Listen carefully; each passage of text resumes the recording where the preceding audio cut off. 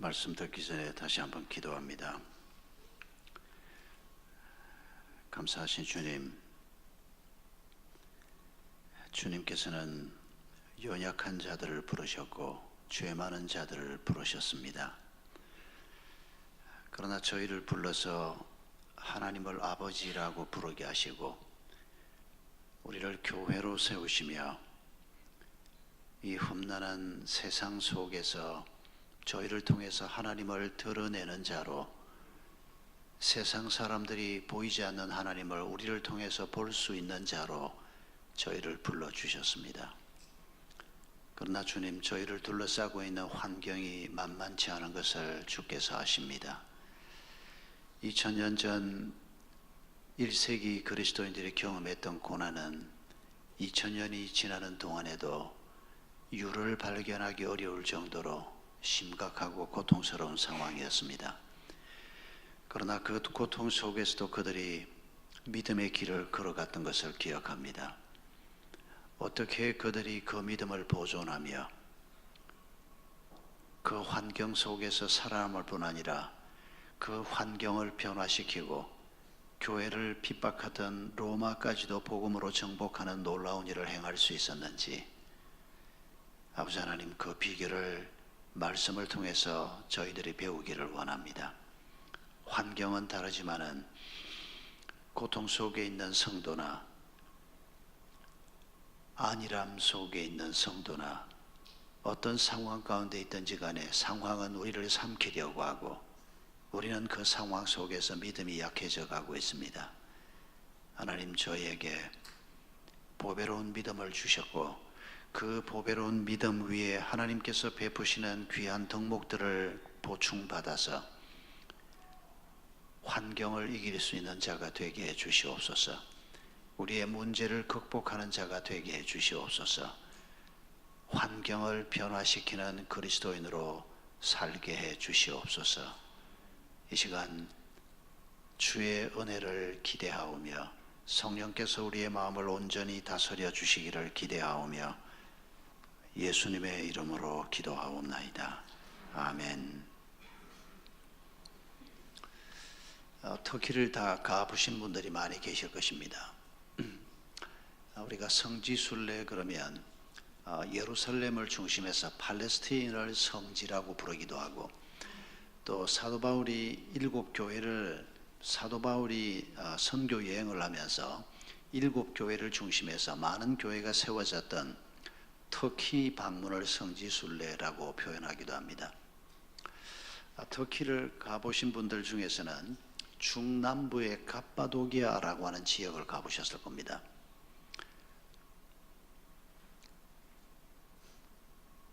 갑자기 생각이 안 나는데, 열기구, 미국에 오니까 한국 단어가 생각이 잘 안 납니다. 에드블루는 제가 생각이 났는데 그 말을 제가 얼른 못 뱉어내고, 불을 피워서 큰 열기구를 하늘 높이 올리는, 그래서 그 관광지를 소개하는 사진들을 보면 굉장히 많은 열기구들이 사람을 태워서 공중을 떠돌아다니는 그 전형적인 관광지가 갑바도기아라고 하는 지역입니다. 그런데 사실은 그리스도인들에게는 그 열기구 타는 것보다 훨씬 더 흥미진진한 유적이 바로 거기에 있습니다. 갑바도기아 남쪽으로 조금 떨어진 곳에 테린쿠유라고 하는 지역이 있습니다. 거기에 가면 지하 도시가 있습니다. 한꺼번에 2만 명이 살 수 있는 지하 도시입니다. 지하 10층으로 파져 있습니다. 그 규모를 보면 너무 기가 막혀서 입이 쫙 벌어질 정도입니다. 지금은 지하 10층까지 안내하지 않습니다. 지하 4층까지만 안내하고 그 이하는 무너질 우려 때문에 아래로 가지는 못하게 하는데, 여러분, 지하 10층이면 어느 정도 깊이로 들어가 있을지 짐작이 되실 겁니다. 공기가 어떻게 유통이 됐을까? 그 지하 10층 도시 한가운데 큰 원형 홈이 파져 있습니다. 지상으로부터 시작해서 지하 10층 바닥까지 큰 원형 홈이 파져서 이게 공기가 순환할 수 있도록 역할을 합니다. 옛날 분들은 거기 살았던 초기 분들은 그냥 자연으로 순환되는 바람만 받았을 겁니다. 근데 지금은 거기에다가 환풍기를 틀어놔 가지고 아주 탁한 공기를 빨리빨리 빼내는 그런 역할도 하고 있습니다. 그게 누가 살았을 것 같습니까? 초기 그리스도인들이 살았습니다. 그뿐 아닙니다. 그 인근에 가면 지금 터키 사람들이 박물관을 만들어 놓았는데 그리스도인들이 예배 드리던 장소가 그냥 동굴로 쫙 파져 있습니다.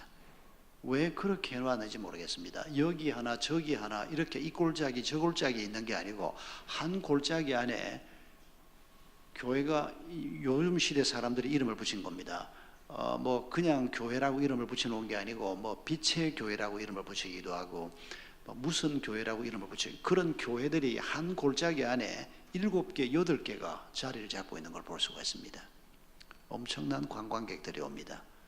터키 사람들이 무슬림이지만은 이 그리스도인 관광객들을 불러서 돈을 벌기 위해서 그런 것들을 전부 지금 발굴을 해 놓습니다. 그 중에도 압권이 테린 구유의 지하 10층 도시입니다. 여러분, 갑바도기아 지역에 언제 그리스도인이 살게 됐을까요? 사도행전 2장 10절을 보면 6월절 때 사도 베드로를 비롯한 성령 충만을 받은 초기 그리스도인들이 거리에 나가서 복음을 전하는 장면이 나옵니다. 그들이 설교할 때 형제들아 우리가 어찌할꼬 그러면서 회개하는 사람들이 나타나기 시작합니다. 그리고 그들에게 세례를 베풀고 하루에 몇천 명씩 회심하는 사건을 사도행전이 기록하고 있는데 사도행전 2장 10절을 보면 그때 어디에서 온 사람들이 6월절에 예루살렘을 방문했는지 그리고 어디에서 온 사람들이 예수님을 영접했는지 도시 이름들이 기록되어 있습니다. 로마, 갑바도기아 이 도시 이름들이 사도행전 2장 10절에 나옵니다. 예루살렘의 신약 교회가 시작될 때 거의 동시에 거기에 6월절 방문을 왔던 사람들이 유대인들이 흩어져 살다가 6월절에 거기 오는 겁니다. 그러면 평소에는 3만 내지 4만 정도 살던 예루살렘이 6월절이 되면 한 100만 이상으로 인구가 늘어납니다. 일주일 동안 전 세계에서 흩어져 있는 유대인들이 오는 거죠. 그때 와서 예수를 영접한 사람들이 로마에도 갔고 갑바도기아에도 갔습니다. 그 사람들이 어떻게 그 지하 도시를 만들었는지는 전혀 알 수가 없습니다. 지금은 그냥 흔적만 남아 있습니다. 그런데 거기에 예루살렘 교회와 거의 동시에 갑바도기아에서 온 사람들이 예수님을 영접했고 그들이 자기 고향으로 자기가 살던 곳으로 돌아가서 복음을 전했고 거기에 많은 그리스도인들이 있었던 것은 틀림없습니다. 4세기에 서기 310년이죠. 312년이죠. 로마의 콘스탄틴 황제가 밀라노 칙령을 발표해서 기독교를 인정할 때 그리스도인이 얼마나 있는지 몰랐습니다. 근데 꽤 많은 사람들이 예수를 믿고 있을 거라고 다 짐작만 했습니다. 로마가 교회를 핍박하고 교회를 씨를 말려버릴 작정으로 그 강력한 로마가 군대를 보내서 교회를 짓밟았습니다. 예수 믿을 사람이 없었습니다. 예수 믿으면 사자밥이 되고 예수 믿으면 직장을 얻을 수가 없고 예수 믿으면 정상적인 삶이 불가능했습니다. 그러니까 예수를 누가 믿는지 안 믿는지 알 수도 없습니다. 다들 움츠려 들어있던 때입니다. 그 세월이 300년 가까이 갑니다. 그리고 서기 312년에 로마 황제가 그 사람 자신은 그렇게 큰 믿음은 없었던 것 같은데 자기가 황제가 돼서 다스릴 이 나라에서 더 이상 그리스도인들하고 이 각을 곤두세우고 그리스도인을 적으로 돌리고 사는 것은 옳지 않다. 그리고 이분들을 그럴 이유도 없다. 콘스탄틴 황제 어머니가 신앙이 깊은 분이었습니다. 여러 가지 영향으로 특히 정치적인 판단으로 그리스도인들을 더 이상 이렇게 해서는 안 되겠다. 그래서 밀라노 칙령을 발표하는 겁니다. 성도들이 지상으로 올라오기 시작했습니다. 어디에 그리스도인들이 많았는고 하니까 감독을 세웁니다. 5도시에 감독을 세웁니다. 당연히 예루살렘에 감독을 세웠습니다. 로마에 감독을 세웠습니다. 아프리카 북부의 알렉산드리아에 감독을 세웠습니다. 사도 바울을 파송했던 안디옥에 감독을 세웠습니다. 그리고 한 곳이 어딘가 하니까 이스탄불입니다. 이스탄불은 갑바도기아에서 거리가 그렇게 멀지 않습니다. 그러니까 이스탄불, 갑바도기아 이런 지역에 그리스도인들이 많이 있어서 교회 지도자인 감독을 세워서 교회를 어거해 가야 할 정도로 많은 그리스도인들이 태어났다는 것입니다. 그런데 그 한 300년, 207, 80년 기간 동안에 박해를 받는 그리스도인들이 터키에서는 테린 쿠유의 지하 도시, 이 지하 10층 도시만 있는 게 아닙니다. 그 인근에 지하 도시들이 많이 있습니다. 제가 여러 곳을 가보지는 못했습니다. 이 테린 쿠유 지하 도시에서 지하 2층에 내려가면 한 7, 8km 떨어져 있는 옆 도시로 지하 통로가 파져 있습니다. 그러니까 여기에서 신앙생활을 하다가 군대가 와서 그리스도인들을 잡아가려고 하면 이 비밀 통로를 거기에 살고 있는 모든 사람은 알고 있습니다. 그러면 이 통로를 통해서 옆 통로로, 옆 도시로 도망을 가는 겁니다. 근데 그 통로 앞에 보면 큰 바위가 있습니다. 이 바위를 약간 이렇게 언덕을 만들어서 그 위에 바위를 올려놓고 거기에 나무를 가지고 이렇게 고여 놓았습니다. 그러면 모든 사람이 다 빠져나가고 난 다음에 그 고여있는 나무를 빼고 남자 한 사람이 그 바위를 밀면 밀릴 정도로 그렇게 해서 그 입구를 막아버리면 거기에서 사람을 찾을 수가 없습니다. 그리고 입구를 발견해도 그 돌을 빼내고 그 통로를 통해서 추적을 하는 것은 굉장히 많은 시간이 걸립니다. 여러분 1세기 우리 신앙의 선배들이 갑바도기아에서는 그런 신앙생활을 했고 로마에서는 카타콤에서 신앙생활을 했습니다. 지금 발견되어 있는 카타콤이 한 120개 됩니다. 제일 큰 카타콤이 지하 5층으로 파져 있습니다. 하나의 규모로는 테린 구유가 더 큽니다. 그런데 카타콤 전체와 지하 도시 전체 규모를 비교하면 로마의 카타콤이 규모는 더 큽니다. 여러분 예수를 믿는 사람들이 도망을 치다가 도저히 안 되겠다. 그래서 지하로 땅을 파고 들어오기 시작했습니다. 이게 소문이 나면서 한 가정이 오면 또 땅을 조금 더 파고 한 가정이 오면 땅을 조금 더 파고 그렇게 판 게 그렇게 엄청난 규모로 사람들이 모여 살게 된 겁니다. 오늘 우리가 예수 믿는 것 때문에 죽음을 당하게 되고 예수 믿는 것 때문에 정상적인 삶이 불가능해서 도망을 쳐서 지하에 들어가서 산다. 거기서 평생을 산다. 거기에서 장가를 가고 시집을 가고 자식을 낳고 부모님 장례를 치르고 나도 거기에서 죽는다. 여러분 이거 얼마나 엄청난 일인지 한번 생각해 보십시오. 그런데 1세기, 2세기, 3세기가 지나는 동안에 많은 그리스도인들이 그런 삶을 살았습니다. 어떻게 그게 가능했을까요? 어떻게 그렇게 엄청난 현실 속에서 믿음을 포기하지 않고 살 수 있었을까요? 물론 하나님의 은혜입니다. 그런데 그 하나님의 은혜가 어떻게 공급됐을까요? 어떻게 하나님이 공급하시는 담대함, 하나님이 주시는 지혜 이런 것들을 어떻게 공급받고 그 긴 세월을 흔들리지 않고 아니 흔들렸겠죠. 그러나 흔들렸다가도 다시 회복을 하고 재충전을 받으면서 어떻게 그 길을 걸어갔을까요? 그들 손에 베드로후서가 들려있다고 한번 상상해 보십시오. 베드로후서만 가지고 있었던 것은 아닙니다. 근데 특별히 베드로후서는 사도 베드로가 본인도 로마에서 순교하지 않습니까?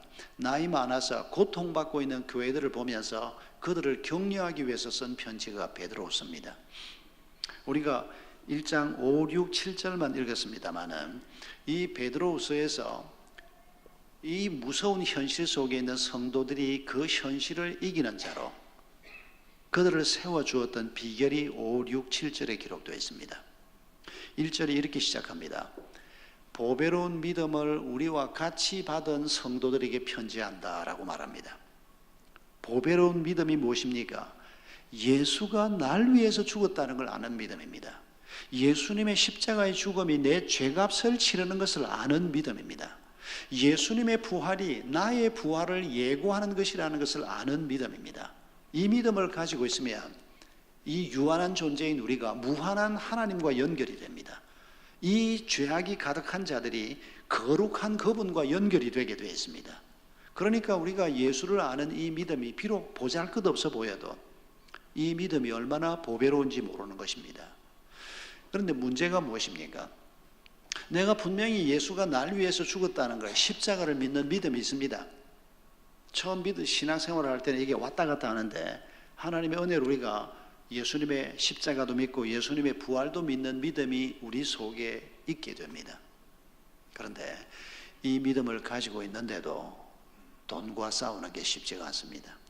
이 믿음을 가지고 있는데도 부부가 마음을 합해서 사는 게 쉽지가 않습니다.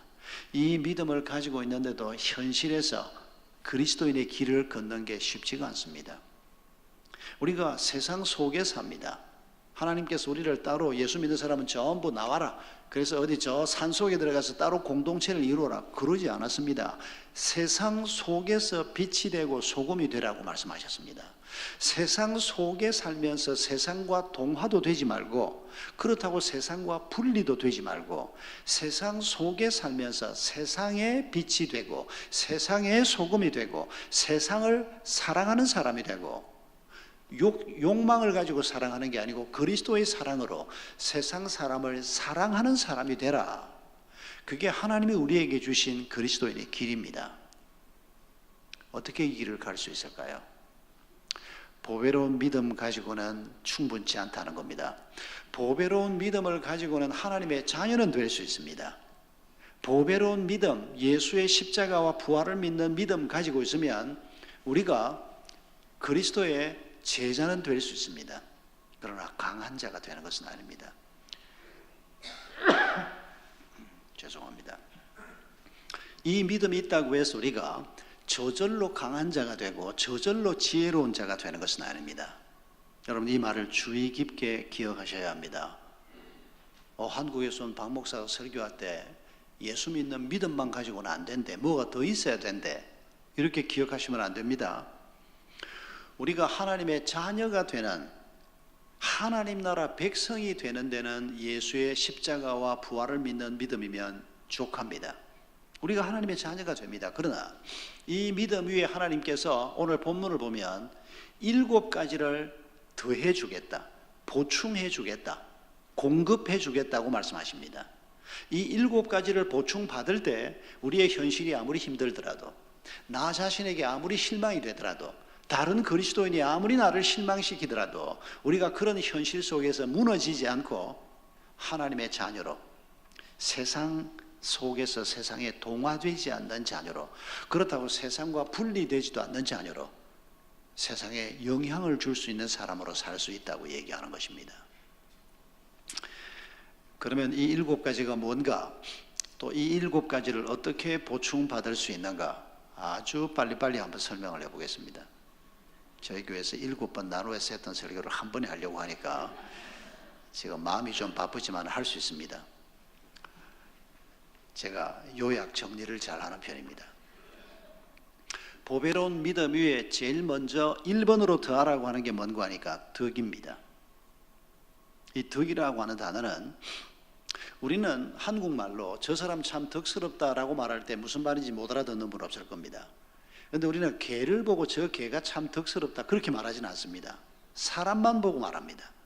그런데 2000년 전에 이 그리스어를 쓰던 사람들은 개를 보고도 덕스럽다고 얘기하고 마이크를 보고도 뭐든지 덕스럽다고 얘기합니다.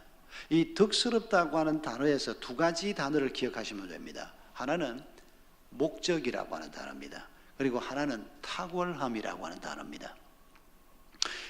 이 당시 사람들이 덕스럽다고 말할 때 그 말의 의미가 뭔고 하니까, 이 마이크를 보고는 언제 덕스럽다고 하는 거 하니까, 마이크가 참 잘생겼어, 그럴 때 덕스럽다고 말하지 않습니다. 좀 못생겨도 괜찮습니다. 좀 투박해도 괜찮습니다. 마이크를 왜 만듭니까? 목소리를 작게 내도 이걸 많은 사람에게 확산시켜서 많은 사람이 듣게 하려고 이걸 만드는 겁니다. 조금 날씬하면 어떻고 좀 투박하면 어떻고 그거 상관없습니다. 이 마이크를 만든 목적에 부합되도록 마이크가 자기 역할을 잘 하고 있으면 2000년 전 그리스어를 쓰던 사람들이 이 마이크는 덕스럽다 그렇게 말했다는 겁니다. 그리고 목적에 맞도록 쓰임을 잘 받으면 탁월하다라고 말했다는 겁니다. 우수하다라고 말했다는 겁니다. 그걸 다른 말로 표현하면 보기에 참 좋다 이렇게 표현했다는 겁니다. 그래서 목적과 탁월함이라고 하는 2 단어로 덕을 기억하면 됩니다. 하나님께서 우리에게 덕을 공급하겠다, 덕을 보충해 주겠다고 얘기합니다. 부처님 가운데 토막 같은 마음, 그런 얘기가 아닙니다. 단어가 의미하는 바를 우리식으로 해석하면 안 됩니다. 2000년 전 사람들, 이 단어가 처음 쓰일 때 어떤 의미로 쓰였나가 중요합니다. 하나님이 사람을 왜 만드셨습니까? 하나님이 당신을 왜 만드셨습니까? 목적을 아셔야 합니다. 창세기 1장 26절 27절에 우리가 금요일 저녁에 생각했지 않습니까? 왜 우리에게 하나님의 형상, 아이콘을 왜 주셨다고요? 우리를 통해서 누가 드러나게 하신다고요? 하나님을 드러나게 하기 위해서 우리를 만드신 것, 그게 하나님의 형상이란 말씀 이미 드렸습니다. 여러분, 우리가 이 세상에 존재하는 중요한 목적은 나를 통해서 천지를 지으신 하나님이 드러나게 하기 위해서 하나님이 우리를 지으셨습니다. 잘 먹고 한번 잘 살아보자, 그게 목표가 아니라는 겁니다. 우리를 지으신 하나님의 목적을 놓쳐버리고 내가 가진 잘 먹고 잘 살고 인생을 한번 엔조이하면서 우리가 그런 목적을 가지고 살면 인생은 절대 행복할 수 없다는 겁니다. 하나님을 드러내는 삶을 살고자 할 때 그 안에 참 기쁨과 평안과 멋진 인생이 있다는 것입니다. 그리고 그때 하나님께서 우리를 보고 덕스럽다, 탁월하다, 좋다.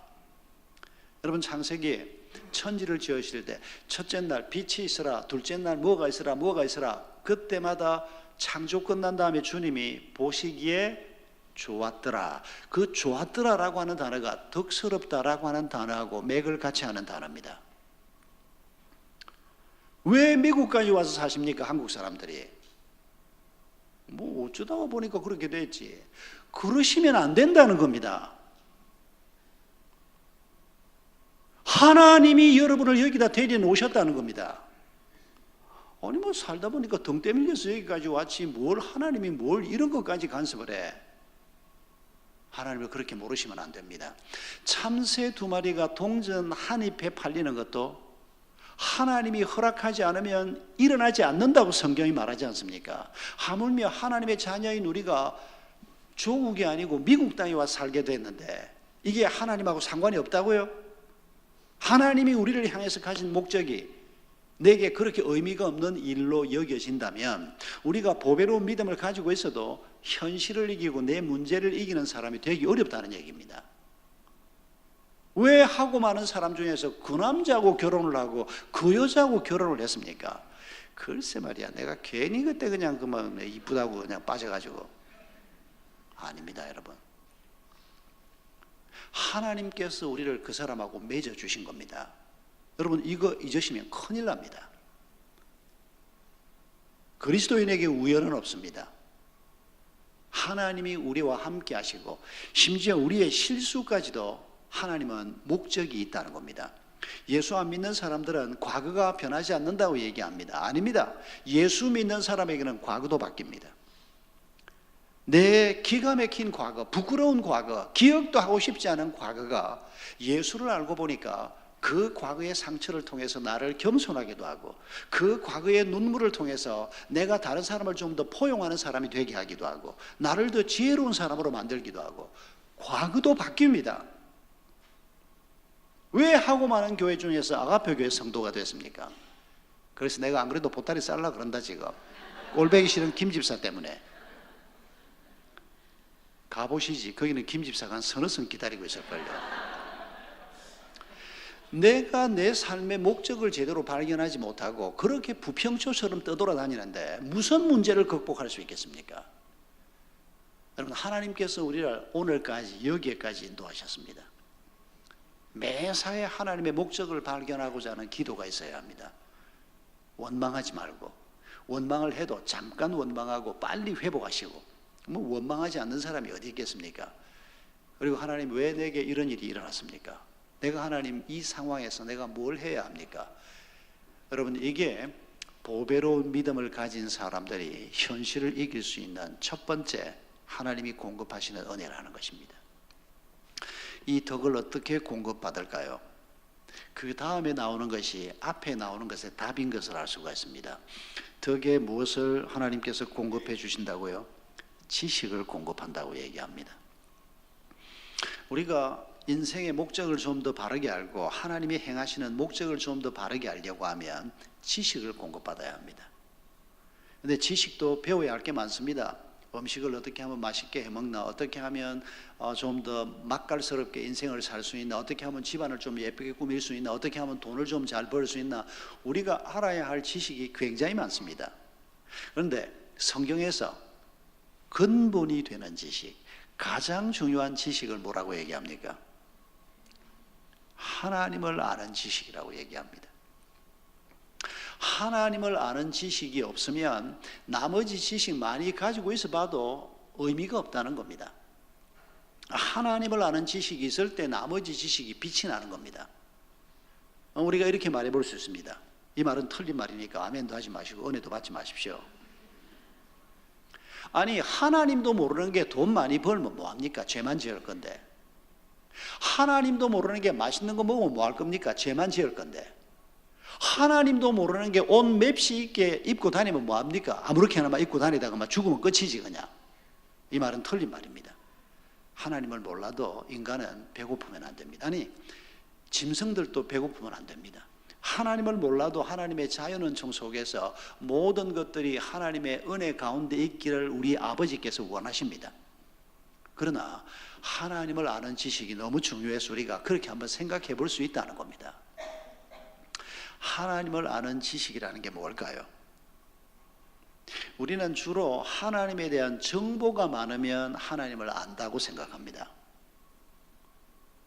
제가 운동을 하기는 테니스를 한 25년째 하고 있습니다만은 다른 건 하는 거 좋아하지 않습니다. 뭐 옛날에 배구도 꽤 하고 탁구도 해보고 축구도 우리 교육자들하고 해보고 지금은 테니스를 하는데 테니스가 아주 재미있습니다. 제 아내는 테니스하고 연애하는 것 같다고 그러는데, 근데 보는 건 제가 테니스 보는 걸 좋아하지 않습니다. 축구가 너무 재미있습니다. 그래서 제가 옛날부터 차범근을 좋아했습니다. 젊은 선수 중에서는 은퇴했지만 박지성을 좋아합니다. 요새는 손흥민으로 마음이 좀 옮겨가고 있는데, 제가 시간이 없어서 그렇지 그 유럽 축구를 한국에서 지금 계속 중계를 합니다. 프리미어 리그, 영국 리그, 분데스 독일 리그, 또 스페인을 중심해서 벌어지는 그거는 라라 리그라 그러던가, 아무튼 계속 하는데 새벽 기도만 없으면 내가 밤새서 그거 보면서 엔조이 하겠는데 참 재미있습니다. 오래전입니다. 브루셀에서 그때 차범근이 현역에 있을 때입니다. 브루셀에서 집회를 갔다가 점심을 먹고 이렇게 오면서 길을 가는데 앞에서 차범근이 오는 겁니다. 얼마나 반가운지, 내가 너무 잘 아는 사람이 거기 걸어오고 있는 겁니다. 아유, 차범근 씨 반갑습니다. 이 양반이 놀래가지고, 나이가 저하고 비슷합니다, 차범근이. 그러니까 아주 옛날입니다. 이 양반이 그때 독일 분데스리가에 뛰고 있을 때입니다. 내가 너무 반갑게 달겨드니까 이제 또 탑 선수고 팬이 많으니까 알 거 아닙니까?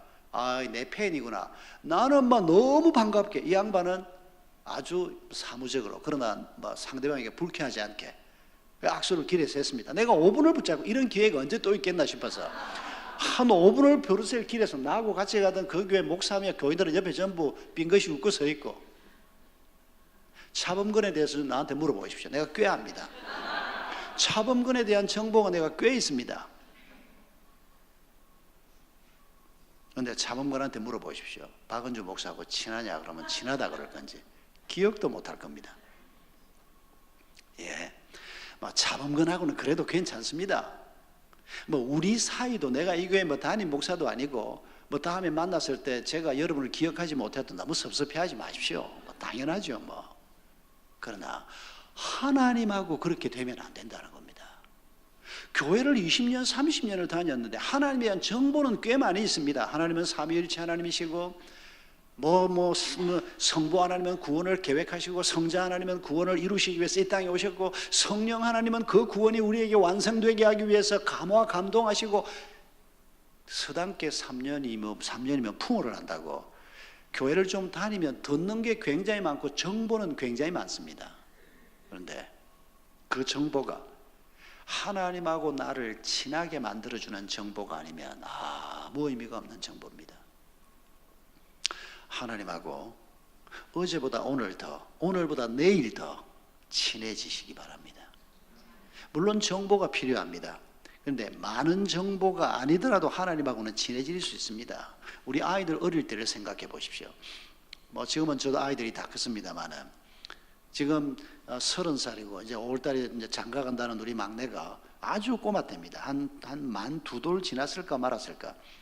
걔는 아빠 이름도 몰랐습니다. 그때 아빠가 목사인지 뭔지도 몰랐습니다. 걔가 아는 건 아빠 얼굴 알고 아빠 목소리 알고 아빠가 지편이라는 거 압니다.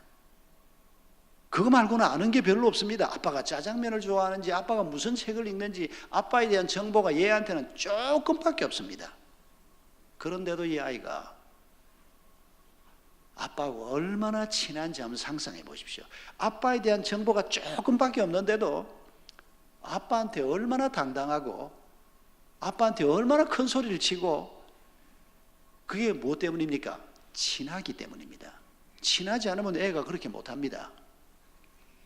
여러분, 우리가 하나님에 대한 정보를 누리려고 하는 것은 하나님과 친하기 위해서입니다. 정보가 많든 적든 아이들이 크고 나면 서먹서먹해지는 점이 많이 있는데, 아이가 어릴 때 부모 자식 관계를 떠올리면서 하나님과 내 관계가 하나님하고 친밀한 관계가 되도록, 그래서 하나님하고 친해지면 친해질수록 내 삶의 목적이 분명히 보입니다. 하나님하고 친해지면 친해질수록 내 과거가 해석이 됩니다. 하나님하고 친해지면 친해질수록 내가 걸어가야 할 길이 보이기 시작한다는 겁니다. 근데 하나님하고 친해지지 않으면 수십 년 교회를 다녀도 차범근하고 나하고 관계처럼 하나님하고 나하고의 관계가 그렇게 남아있으면 이건 어디를 가야 될지 모르겠고, 뭐 무슨 말을 해야 될지 모르겠고, 어떤 결정을 내려야 될지 모르겠고, 허울만 남는 그리스도인이 되는 겁니다. 아무 능력이 없는 그리스도인이 되는 겁니다. 어떻게 하면 하나님하고 친밀해질까요? 6절에 지식의 절제를 공급하라고 얘기합니다. 왜 절제가 필요할까요? 여러분, 사람과 사람이 친해지려고 하면 어떻게 해야 되는지 아시지 않습니까? 사람과 사람이 친해지려고 하는데, 당신 참 좋은 사람이고 우리가 좀 자주 만나고 자주 밥도 먹고 얘기도 하고 뭐 하이킹도 한번 같이 가고 그래야 친해지는 거지. 당신 참 마음에 드는데 나 당신하고 참 친해지고 싶은데 그래도 우리가 너무 바쁘니까 6개월 한 번씩 얼굴 한번 보자고. 그래가지고 어떻게 친해지겠습니까? 우리가 사람을 사귀는 법을 모르는 사람이 없을 겁니다. 하나님하고 친해지고 싶으신 겁니까? 싫습니까? 뭐 하나님하고 뭐 하려고 친해. 그냥 뭐 멀찌감치 그냥 하나님 주는 거 받아 먹기만 하고, 그냥 하나님 하라 그러는 거 할 수만 있으면 핑계대고 안 하고, 그냥 하나님을 모를 때는 우리가 그렇게 생각합니다. 그런데 하나님을 제대로 알면 하나님 뭐든지 말씀하십시오. 하나님이 가라는 길로 가겠습니다. 그게 가장 수지 맞는 거기 때문에. 그런데 그렇게 하나님하고 친해지려고 하면 절제부터 하라는 겁니다. 뭘 절제해야 될까요? 여러분, 내가 시간을 내서 어떤 사람하고 친해지려고 하면 거기다 시간 투자해야 됩니다. 거기다가 돈 투자해야 됩니다. 거기다가 에너지 투자해야 됩니다. 다른 거 못합니다. 여러분, 하나님하고 친해지려고 하면 뭐를 절제해야 될지 한번 잘 생각해 보십시오.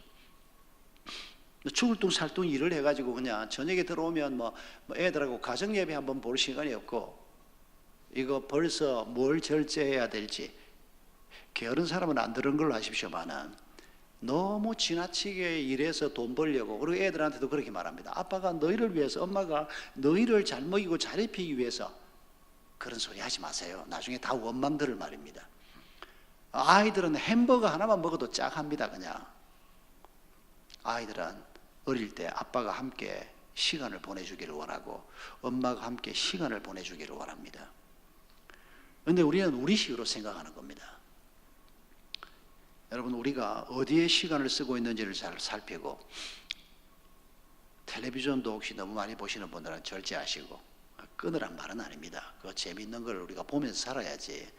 우리가 절제해야 될 것들을 절제해야 하나님하고 친밀해질 수 있다는 사실을 꼭 기억하셔야 합니다. 그래야 예배 드릴 시간도 나오고, 그래야 큐티할 시간도 나오고, 그래야 새벽 기도도 한번 나와볼 수 있고, 뭐 1년 12달 가봐야 피곤해가지고 새벽에 일어날 수가 없고, 교회가 집회를 한다는데도 너무 바빠가지고 한번 와볼 수가 없고, 잘 못하시는 겁니다.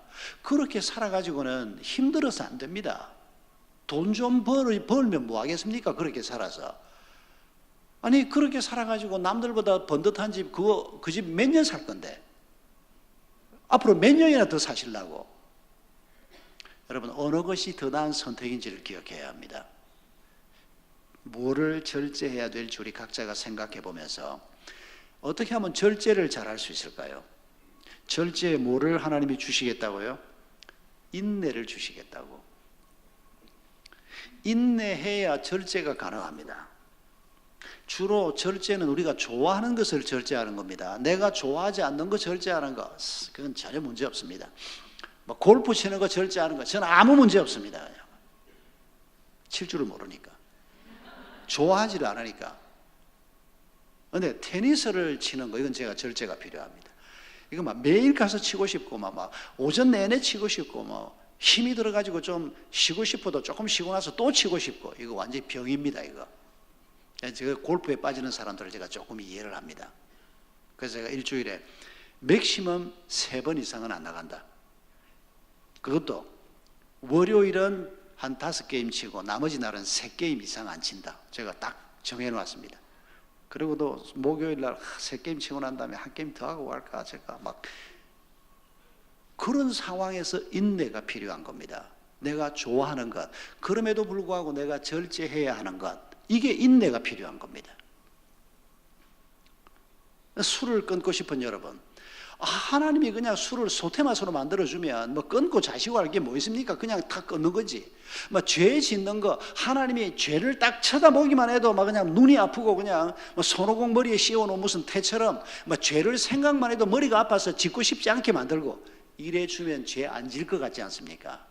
근데 하나님 우리를 그렇게 로봇처럼 만들지 않았습니다. 돼지로 만든 게 아니고 하나님의 형상을 가지고 있는 스스로 생각하고 판단하고 결정하고 그 결정에 대한 책임을 져야 하는 하나님 다음 가는 존재로 우리를 만드셨습니다.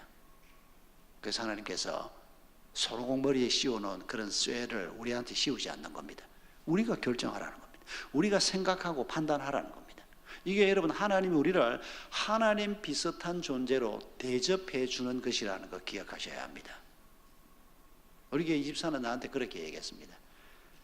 목사님 그 말 참 고맙긴 한데 나를 하나님 비슷하게 대접하지 말고 막 개 돼지처럼 대접해 줬으면 좋겠다고 그냥 막 딱 그냥 본능적으로 살도록 죄는 눈에 보이면 막 싫어하도록 그냥 막 죄는 절대 짓지 않도록 그냥 그런 쓸데없는 생각은 하면 뭐합니까? 하나님 우리를 그렇게 만들질 않았는데 우리를 사람으로 지으셨습니다. 우리가 생각하도록 지으셨습니다. 죄가 멋있어 보이도록 지으셨습니다. 죄가 꼴도 배기 싫도록 만들면 얼마나 좋겠습니까? 정신 바짝 안 차리면 잡혀갑니다. 영화도 여러분 조심해서 안 보면 뭐 분명히 지금 뭐 불륜을 저지르고 있는데도 뭐 너무너무 그 남자가 이해가 되는 겁니다. 그 와이프 하는 꼬라지를 보니까 절대 정부식 못 살. 뭐 그 여자도 너무 이해가 되는 겁니다. 그 남자의 무신경을 보면 저 여자가 저러는 거 이해가 되고 그냥 둘이서 그냥 불륜을 하는데도 예수 믿는 사람이 그 드라마를 보면서 나도 저런 연애 한번 해보고 싶다. 우리 모두가 이런 문제를 안고 있습니다. 죄가 예수님이 십자가에서 피를 철철 흘려야 할 대가를 치르는 그런 죄임에도 불구하고 현실 속에서 근사해 보이고 이뻐 보인다는 사실을 잊지 말아야 합니다. 그러나 그 죄를 우리가 덥석 물면 엄청난 고통이 따라오는, 그래서 주님께서 우리에게 근사해 보여도 그 길을 가지 않을 수 있도록 인내하는 마음을 주시는 겁니다. 그래서 인내의 훈련이 중요한 겁니다. 그래서 내 옆에서 깐족하는 사람이 있어도 저 사람이 나 때문에 수고하는구나. 내가 저런 사람도 포용하고 내가 훈련되도록 하나님이 이런 자리를 베푸시는구나. 이렇게 생각할 줄만 알면 큰 복이 있을 것입니다. 인내는 어떻게 얻을까요? 인내의 경건을 공급하겠다고 하나님이 약속하십니다. 경건이 뭡니까? 내가 하나님 앞에서 산다는 신전의식을 가지고 사는 삶의 태도를 경건이라고 얘기합니다. 왜 경건한 사람이 인내할 수 있을까요? 공수특전단 이런 사람들이 뭘 하면 인내심을 발휘할 수 있지 않을까요? 제가 군에 있을 때 저는 카투사로 근무를 했는데 이 공수특전단 아이들 싣고 제가 헬리콥터 부대에 있었습니다. 미 8군 17항공단 117중대 제가 이 헬리콥터 수송단에, 그러면 이 공수특전단 아이들을 싣고 A 포스트에서 B 포스트까지 옮기는 이제 임무가 우리 부대의 임무입니다. 주로 이 부대를 이제 적 후방에 떨어뜨리는 작전을 할 때는 한 며칠 동안 공수특전단 아이들하고 계속 같이 지냅니다. 그런데 걔들 보면 참 훈련 어마어마하게 받습니다.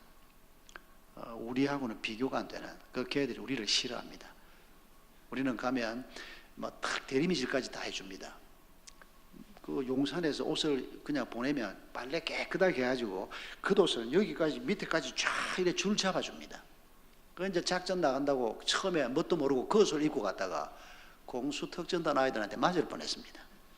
야, 같은 대한민국 군대에 와가지고 너희는 뭐고 우리는 왜 입고 완전히 옷이 쓰레기 같은 걸 입고 왔더라고.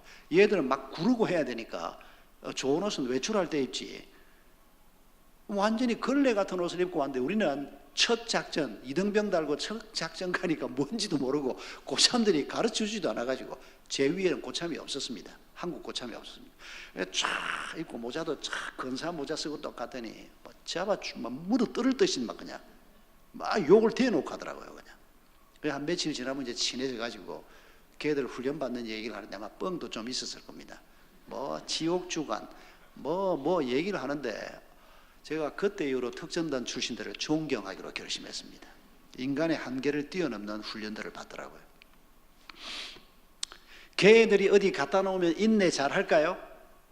예, 힘쓰는 데는 인내 잘 할 겁니다. 팔뚝 위에 얼음 올려놓고 누가 오래 버티나 보자 이러면 그 사람들이 더 나을 거예요. 그런데 돈보따리가 하나 있는데 이거 먹으면 안 되는 돈입니다. 뇌물입니다. 이거 먹어야 되나 말아야 되나 그럴 때 인내하는 거 공수특전단 훈련이 도움이 될까요? 별로 도움 안 됩니다. 경건이 도움이 된다는 겁니다. 아무도 몰라. 그러면 죄 짓게 돼 있습니다. 그런데 그리스도인은 하나님이 보고 계셔. 이게 경건입니다. 그러니까 하나님이 보고 계신다고 늘 의식하고 사는 사람은 인내할 수 있다는 겁니다. 물론 완벽하지는 못하더라도 그래서 우리가 신전의식, 경건한 삶의 태도를 연습하는 게 중요합니다. 예배 드리고 나가면서 하나님 잊어버리고 다음 주일까지 그냥 있다 오면 안 된다 그 말입니다. 아침에 큐티할 때 성경 한번 펴보는 거 참 큰 축복입니다. 그런데 책자 딱 덮고 나면 주님이 어디 계시는지 그냥 지 생각대로 살다가 그냥 또 생각나면 아이고 하나님 내가 잘못했습니다 이러시면 안 된다는 겁니다. 여러분 다윗을 보면 다윗이 큰 산을 보면서 큰 산아 네가 무엇이냐 시편에 나오지 않습니까? 왜 산을 보고 시비를 겁니까? 그 산을 보면서 다윗이 마음속에 감동이 생기는 겁니다. 왕이 길을 갈 때 옛날에는 지금 같은 이런 포장도로가 아니니까 왕이 길을 가면 길이 패여 있으니까 전부 길을 고르게 만듭니다. 높은 데는 깎아서 낮은 데를 채우고 이렇게 해서 평평한 길을 만들면 왕이 편안하게 길을 갈 수 있도록 그게 왕의 대로입니다. 그런데 산이 있으니까 다윗의 마음속에 높은 산아 네가 무엇이냐 하나님 앞에서 너 같은 건 다 깎여서 왕의 대로가 되고 말 것이다. 산을 보면서 하나님을 생각하는 겁니다. 높은 산 위에 붙어있는 요새를 보면 다윗은 군인 출신입니다. 장군 출신 아닙니까? 그러니까 요새를 보면 하나님은 나의 요새시라. 군 출신이어서 그런 고백이 나온 겁니다. 그런데 우리는 군대도 한 번도 안 갔다 와놓고 다윗이 고백한 건 따라서 하나님은 나의 요새시라, 하나님은 나의 산성이시라, 하나님은 나의 반석이시라. 다윗은 자연을 보고 이렇게 고백을 했는데 우리는 아무리 큰 바위를 봐도 요세미티 바위를 봐도 하나님 생각이 잘 안 납니다. 이러면 안 된다는 겁니다. 성경만 예배만 그런 자리에 있을 때만 우리가 하나님을 기억하는 사람이 아니고 늘 하나님을 생각하는 사람.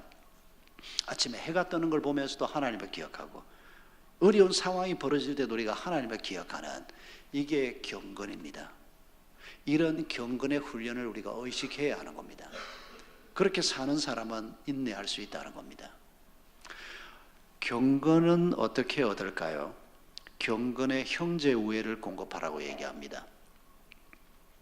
우리는 경건을 생각할 때 뭘 먼저 떠올립니까? 경건한 사람이 되기 위해서는 새벽기도 하고 주일 성수하고 큐티 열심히 하고 기도 많이 하고 금식기도도 한 번씩 하고 11조도 하고 감사금도 하고 주로 이런 행위를 우리가 먼저 생각합니다만은 틀리지는 않습니다. 그러나 지금 베드로 사도는 우리에게 경건의 형제 사랑을 더하라고 얘기합니다. 그러니까 간단하게 말하면 내가 경건하냐 경건하지 않느냐를 점검하는 리트머스 시험지가 형제 사랑이라는 겁니다. 여러분 옆에 있는 분들이라는 겁니다. 옆에 있는 분들이 여러분에게 어떤 느낌을 주는 사람입니까? 꼴보기 싫습니까? 우리가 경건이 그만큼 떨어진다는 겁니다. 하나님이 내 소중한 이웃들을 이렇게 주셔서 우리가 한 형제로 자매로 이렇게 교회에서 함께 이런 감사함이 우리에게 있습니까? 그게 하나님이 우리에게 주시고자 하는 마음이라는 겁니다. 아니 지가 잘해야지. 잘하는 사람이 어디 있습니까? 다 잘 못하지. 잘 못함에도 불구하고 나도 잘 못하는데 우리를 형제로 자매로 묶어주어서 우리가 공동체를 이루고 천국에 가는 우리가 동반자로 함께 이 길을 간다. 그 사람들에 대한 감사와 사랑이 있는 마음이 형제 사랑입니다. 사랑을 하나님이 가르칠 때 필링을 하나님이 강조하지 않습니다. 필링이 없다는 뜻은 아닙니다.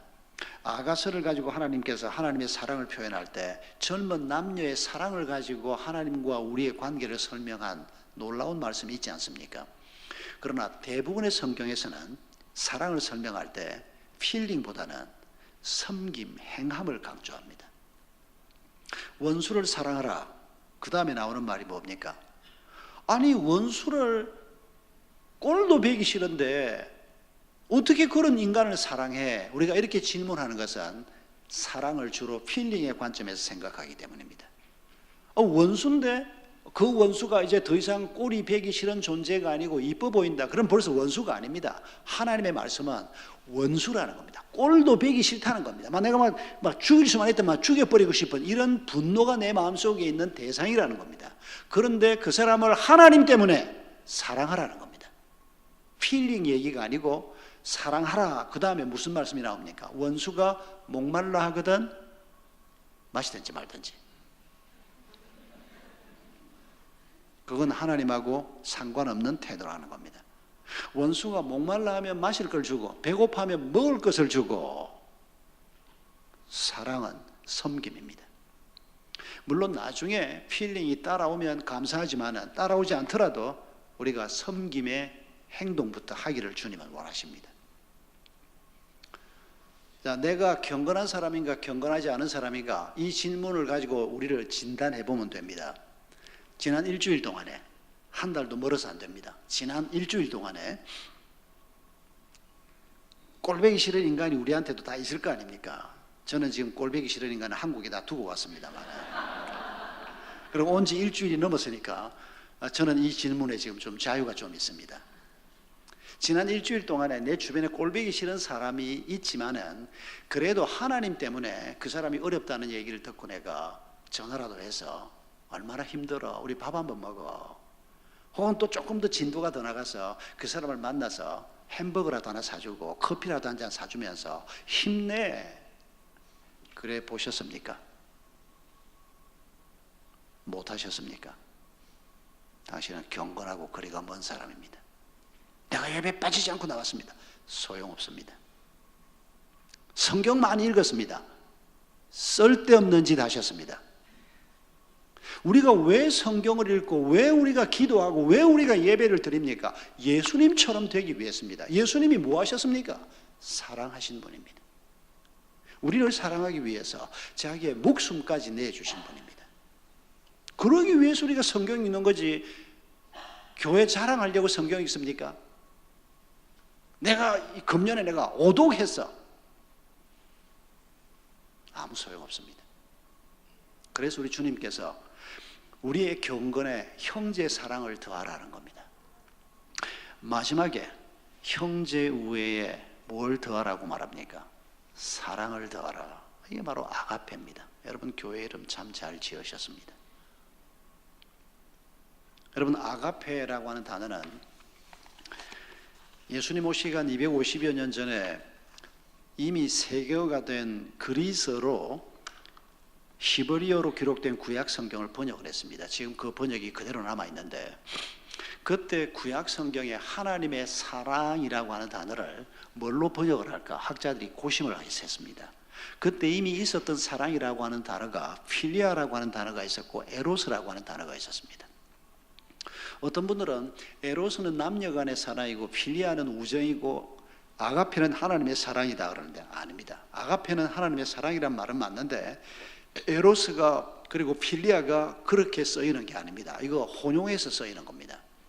미국의 어떤 유명한 작가가 사랑이란 책을 썼는데 그 책 속에서 한국에도 번역이 됐습니다. 그 책 속에서 이 세 단어를 이렇게 설명하는 설명이 나오는데 유명한 분이 그렇게 써놓으니까 그걸 전부 인용을 하다 보니까 사랑이란 세 단어를 이렇게 오해하게 만들어 놨습니다. 플라톤은 국가론에서 국가에 대한 사랑을 에로스란 단어를 쓰고 있습니다. 그런데 이 아가페라고 하는 단어는 에로스나 필리아를 가지고 하나님의 사랑을 묘사하기에는 학자들이 마음에 들지 않았습니다. 그래서 하나님의 사랑을 묘사하기 위해서 신조어로 만든 게 아가페입니다. 그런데 지금 사람들은 이 아가페가 일반 명사가 되고 말았습니다. 그냥 무제한적인 사랑, 무조건적인 사랑, 큰 사랑 이렇게 아가페를 설명한 아닙니다. 몰라서 하는 소리입니다. 하나님의 사랑입니다. 사실은 여기가 출발점입니다. 여러분 우리가 하나님의 사랑을 처음 배웁니다. 어떻게 해요? 예수 그리스도가 날 위해서 죽으셨다는 그게 바로 하나님의 사랑의 클라이막스입니다. 어떻게 하나님이신 분이 인간의 몸을 입고 와서 날 위해서 죽는단 말입니까? 이런 놀라운 하나님의 사랑을 예수를 통해서 우리가 처음 경험합니다. 신약시대 백성들은. 이 사랑 때문에 우리가 형제를 사랑할 수 있게 되는 겁니다.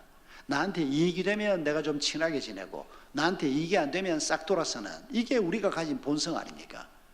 그런데 다른 사람에 대한 관심이 생기는 것은 하나님이 내게 관심을 보여주시기 때문에 나도 그 아버지 하나님을 닮아서 다른 사람에게 관심을 갖게 되는 겁니다. 이런 형제 사랑을 우리가 가질 때 하나님 앞에서 산다는 신전의식, 경건을 우리가 쌓아가게 되는 겁니다.